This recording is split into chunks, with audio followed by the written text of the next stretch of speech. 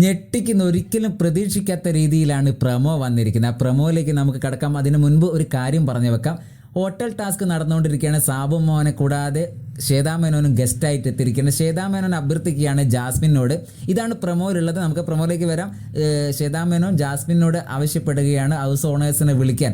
അപ്പോൾ ജാസ്മിൻ റോബോട്ടായ സ്ഥിതിക്ക് ജാസ്മിൻ അവരെ പോയി വിളിക്കുകയാണ്. അവരെ വിളിക്കുമ്പോൾ റസ്മിൻ പറയാണ്, റോബോട്ട് അല്ലല്ലോ, ഞങ്ങളല്ലേ ഹൗസ് ഓണേഴ്സ്, അപ്പോൾ റോബോട്ട് പറയുമ്പോൾ കേൾക്കാനല്ലല്ലോ ഞങ്ങൾ എന്നുള്ള രീതിയിൽ ഒരു പരിഹാസ രൂപേണ ജാസ്മിനെ പറഞ്ഞയക്കുകയാണ്. ജാസ്മിൻ ഇത് കേട്ടിട്ട് വീണ്ടും ശ്വേതയുടെ അടുത്ത്, അതായത് ഹോട്ടലിലെ ഗസ്റ്റായ ശ്വേതാ മേനോൻ്റെ അടുത്ത് പോയിട്ട് പറയാണ്, അവർ വരുന്നില്ല, ഞാൻ റോബോട്ട് ആയതുകൊണ്ട് വിളിച്ചിട്ടായിരിക്കും അവർ വരാത്ത, അവർ ഓണേഴ്സ് അല്ലേന്ന്. അപ്പോൾ ശ്വേതാ മേനോൻ പറയുന്നുണ്ട് റോബോട്ട് വിളിച്ചാൽ അവർ നിർബന്ധമായിട്ടും വരണമെന്ന്.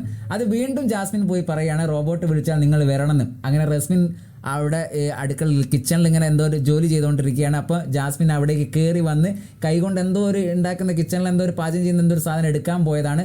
അപ്പോഴത്തേക്ക് റസ്മിൻ അങ്ങോട്ട് ചാടി വീണ് കുറേ ആയി നിൻ്റെ അടുത്ത് ഞാൻ പറയുന്നു എന്ന് പറഞ്ഞ് അടിക്കാനോകുന്ന ഒരു പ്രമോ ആണ് ഇപ്പോൾ പുറത്ത് വന്നത്. നമുക്കറിയാം ഗബ്രി പോയതിന് ശേഷം ജാസ്മിൻ റസ്മിൻ കോംബോ ഒന്ന് പിരിഞ്ഞിട്ടുണ്ട്.